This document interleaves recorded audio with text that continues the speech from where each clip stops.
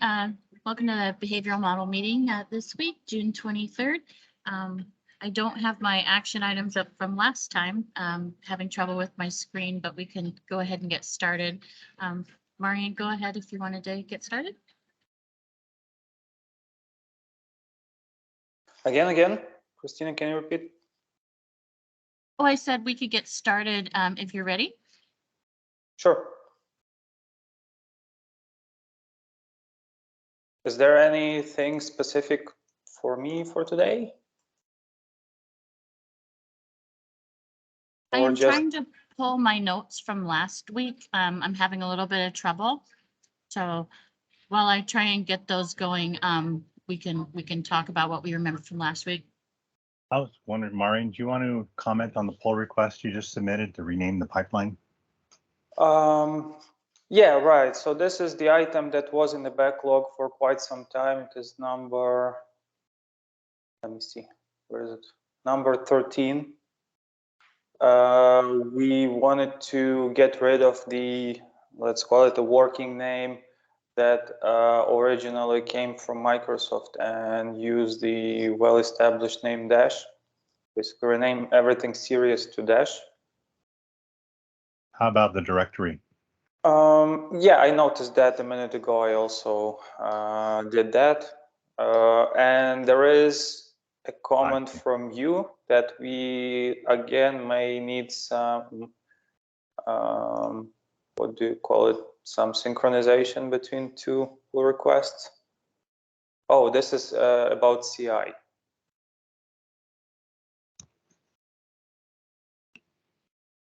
Yeah, the fact that you're renaming the directory and all the files and also some of the content, and I've got a pretty big pull request from the one I reviewed yesterday. Probably the best thing is for us to accept yours and just get it out of the way.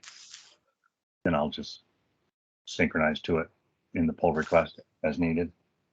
Yeah, so if I'm not mistaken, there will be two changes that you will need to do to your branch in order to merge with my renaming. First one is the working directory. As you may have noticed, now it is Dash pipeline. Yeah. And second is one of the make targets, the very first one where you make, where you basically compile the P4 code. The target now is changed to the dash pipeline.json. I don't believe it affects anything else because the auto-generated APIs and library, all of that, it was either like SCI or already had dash in it. So all the serious name was contained in P4. So I would expect two changes that you will need to do is the working directory and the first compilation target. Yeah, I can figure it out. Hopefully when I do a merge in the main, it'll get pretty good about renaming files and things. There might be a little cleanup. Hopefully it won't be too catastrophic. But it's only so many files. Yeah, and then second thing that I want to add, if you may have noticed, this is still a draft pull request. Reason being that I agreed with Christina and Michael to also submit, since we are doing this kind of a cleanup, we are going to submit more information into READMEs in each of those directories. So please expect that to be done a bit later today, and then the pull request will be ready. Okay, so I have a pretty large README in my pull request for the main top file. Are you going to modify that much? Because I'm doing quite a bit to document everything. What's the path to yours?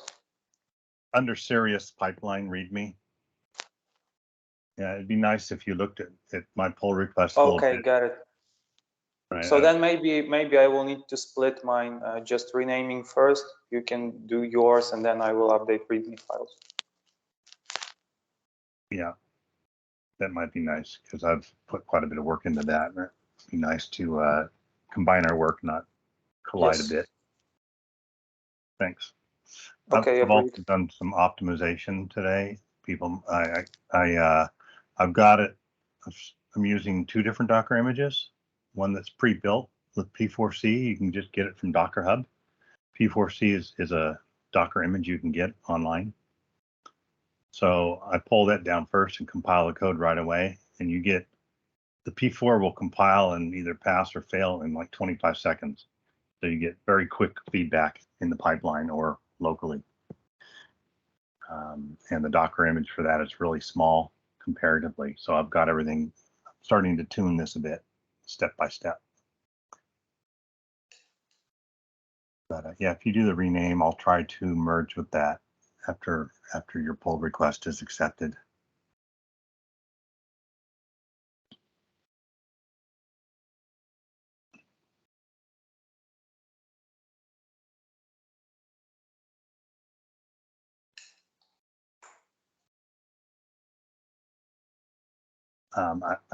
I guess that's enough on that topic. I know there's two topics on my mind besides whatever might be on the agenda for today.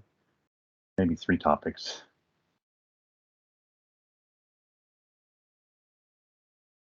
Okay, go ahead, Chris.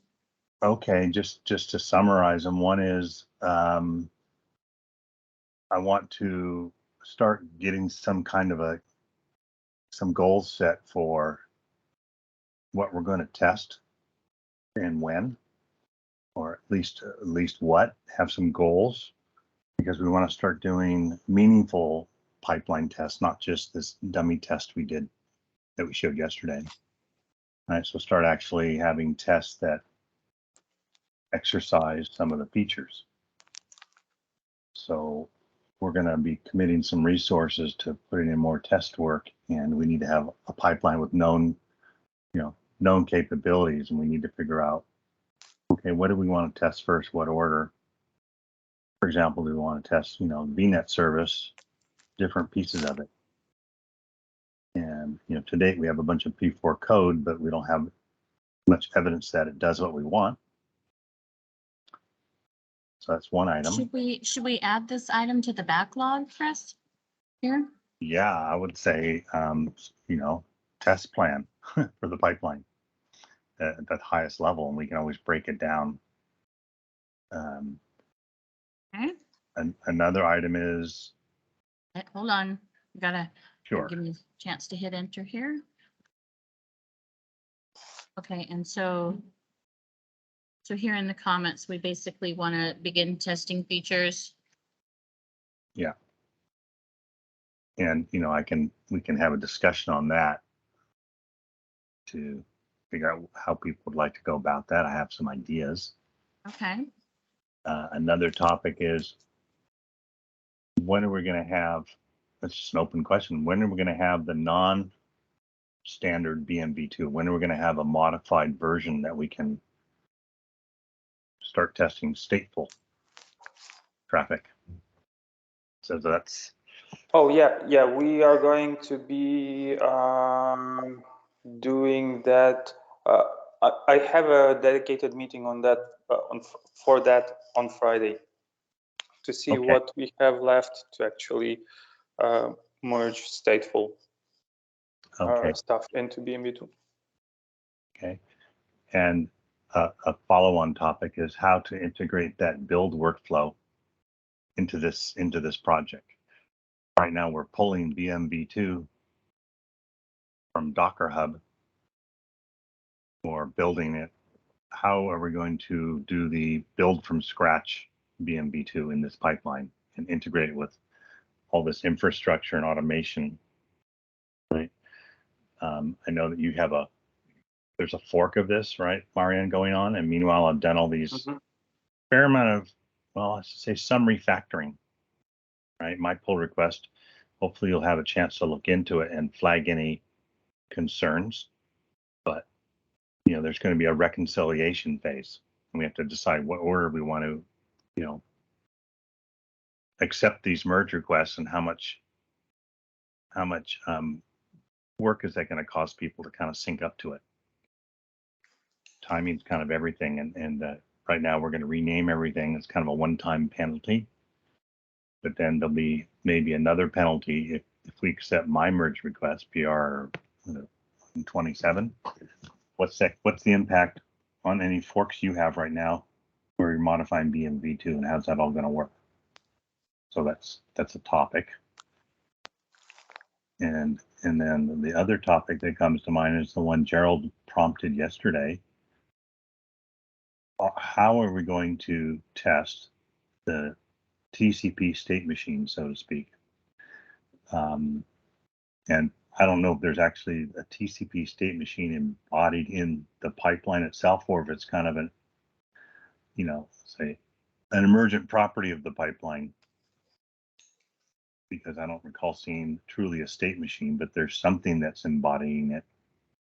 Are we going to have a white box test of that step by step, where we stimulate the pipeline with packets and read the states one step at a time?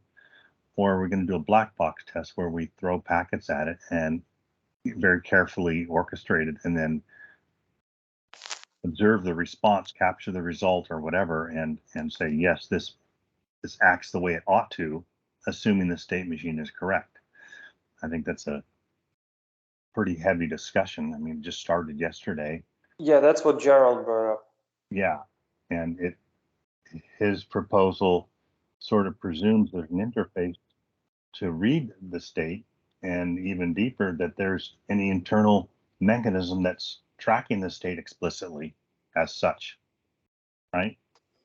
And that was, I think that's a whole discussion area. Is it a requirement for the behavioral model or even a vendor implementation to provide state by state, let's call it telemetry?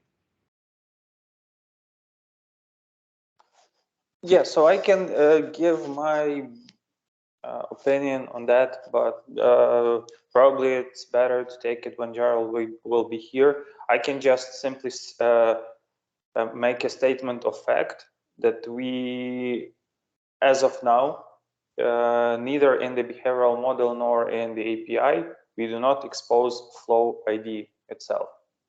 We don't have an access to the flow. Right.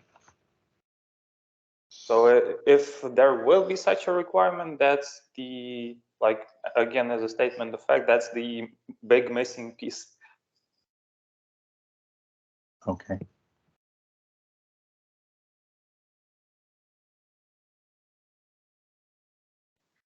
Am I capturing these okay, guys? Yeah, I think so. Just as long as we have even as bullets, we know that we have to address them at some time. Yeah, yeah, So- and I'll fill in the assignees, yeah, go ahead. So Marian, on the question of, our sequencing our pull requests and ultimately the impact on the BMV2, that, the custom one, or let's say the enhanced one, probably you want to have that dedicated meeting and just think of that as an item, right? Maybe look at pull requests and go, gosh, Chris, if we accept this, it's really gonna, cause a train wreck in what I've got going on, or maybe it'll merge smoothly. But we ought to at least try to accommodate each other so we don't cause too much excitement. I'd also like to talk about a little bit about the Docker file that you created in the Docker image. I think there's a lot of room for optimization, and I'm already starting that, but at some point, either I'll have to dig in even deeper to reverse engineer some of the things you did, or toss some ideas out to you and see how you think about it. I wrote about it in my pull. I've updated the documentation in my pull request.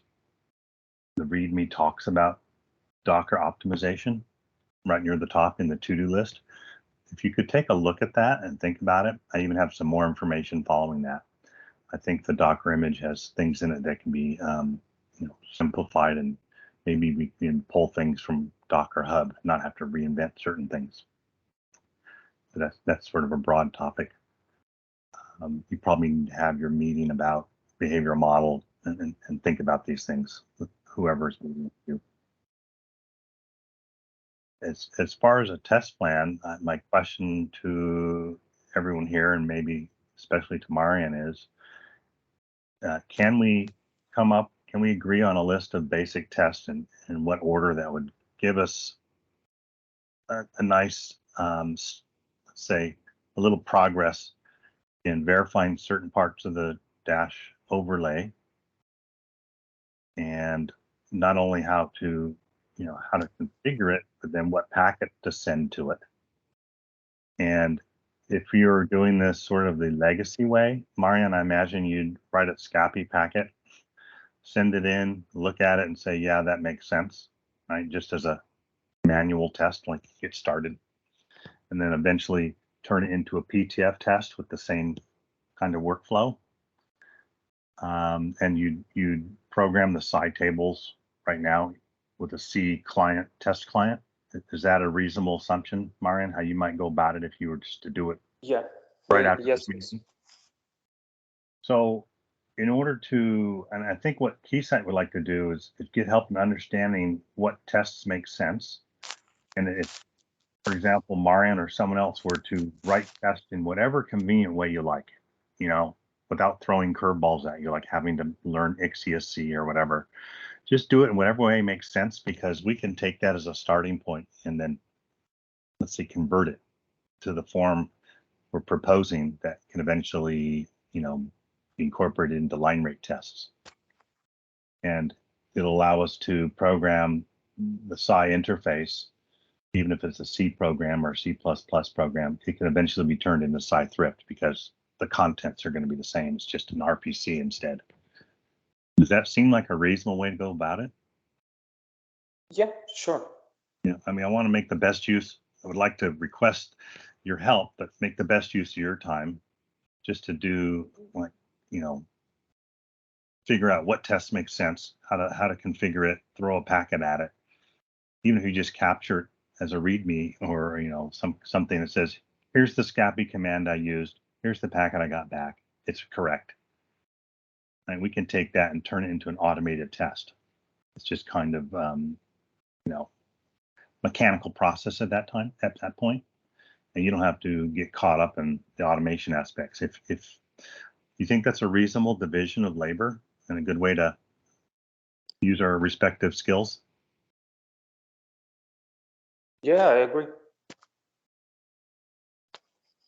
Okay, so, I don't know if we need to have a group discussion on, listing out the tests we ought to do, or maybe someone can make a proposal and say, I'm going to do a few tests like this, and then we can try to turn those into automation workflow.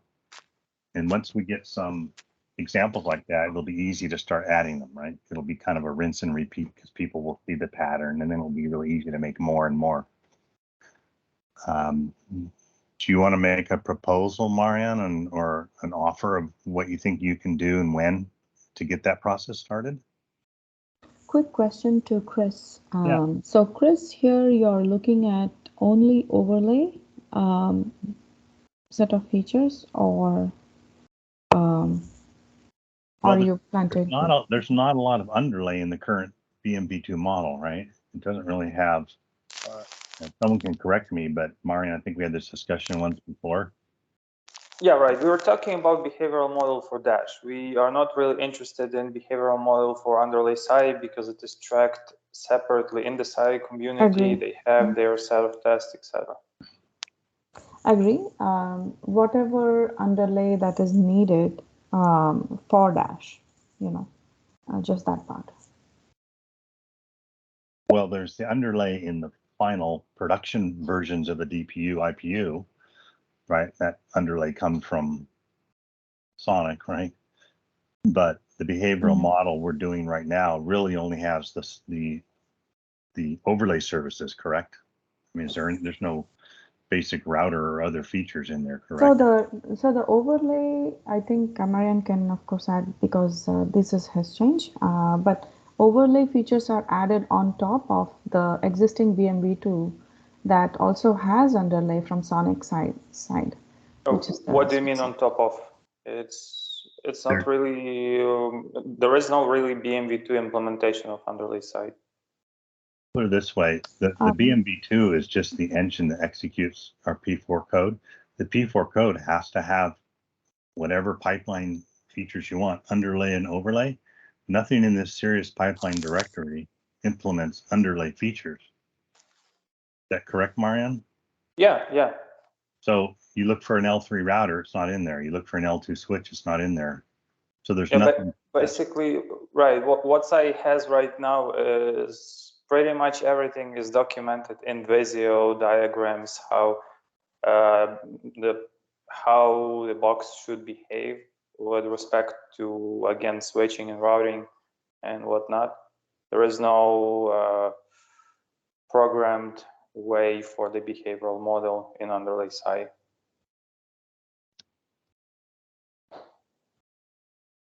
It's all just Visio, basically.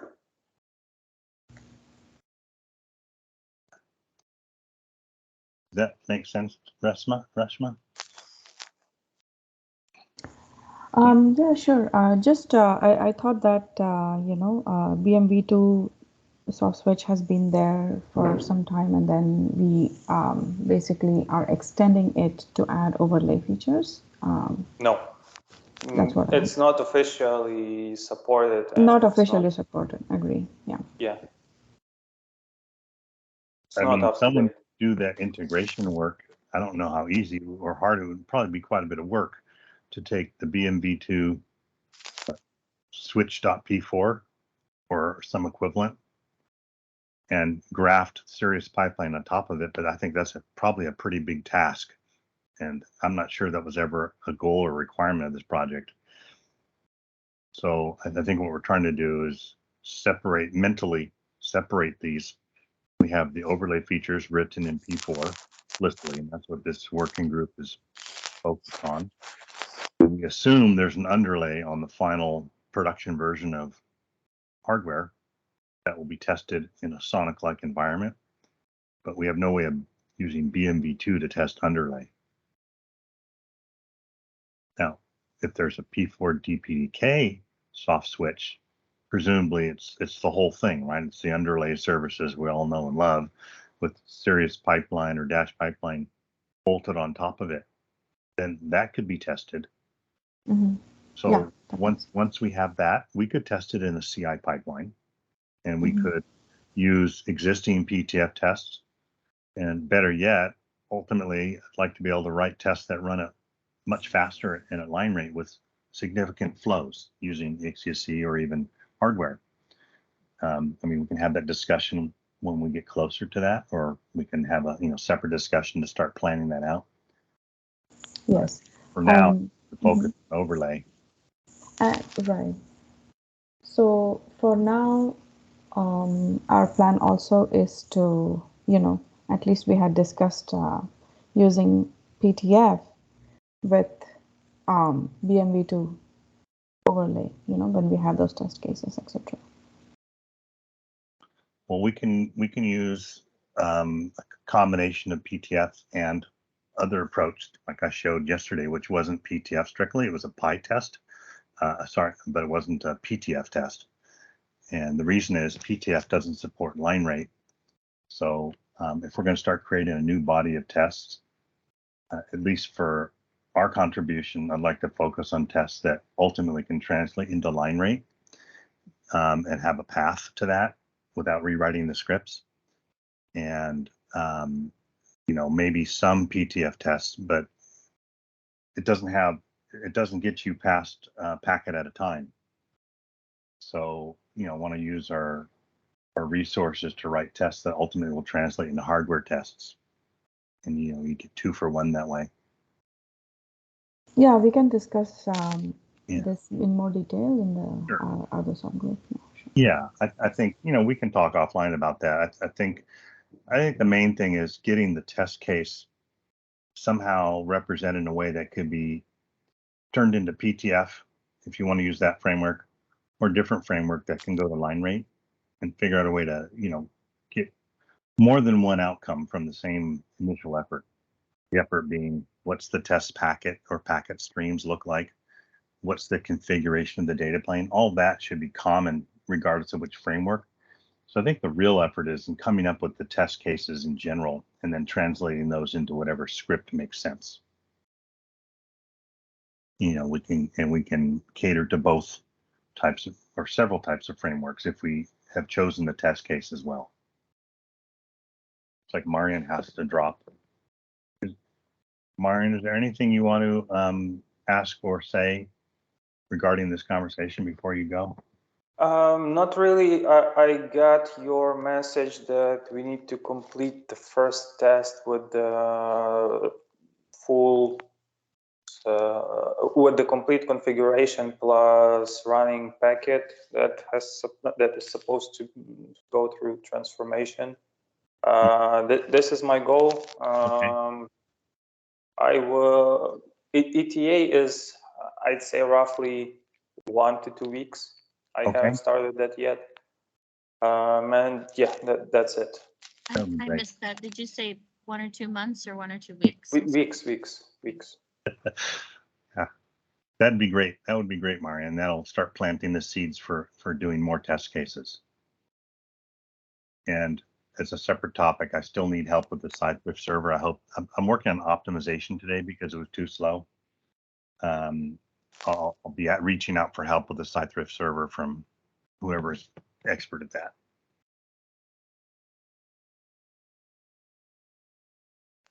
Thanks, Marian. Okay. Yeah. Thanks. Need to drop earlier today. Okay, bye. Thanks everyone. Thank you. Bye. I have to drop as well. Okay, right. Kasim, it looked like you finished something up on your PR here. Yeah, So how should I Hello? update your, hello, hi. yeah, How should yeah. I Okay, update so your we were, item? yeah, I think we have opened the PR. So once the review is done, we can close that. Okay. So just keep it where it is now then? Yeah, I think that will be fine. And so we're not really blocked, we're back on track. Okay, Yes. great, got it, okay. Oopsie, is Mario here, Mario Baldi? I'm only working off of one screen, so I'm having to flip, guys, I'm sorry. Yeah, I'm here. How's the connection tracking going? Yeah, I'm working on it. I've implemented some of the features that are in Contrail, and I'm still working on some others. Thank you, thank you, thank No you. problem. Okay, all right, I'll just put, still working on it. Check back in a couple weeks, okay. Anyone else have anything? Okay, all right, I'll stop the recording.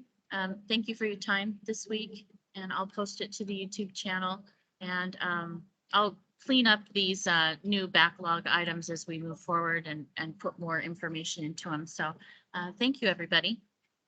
Thanks, Christina. And I can Thank help. you. I can help you flesh out some of those new items if you want. That offline. would be fantastic. Okay, thanks, you guys. Have a good day. Bye. Bye-bye. Thank you.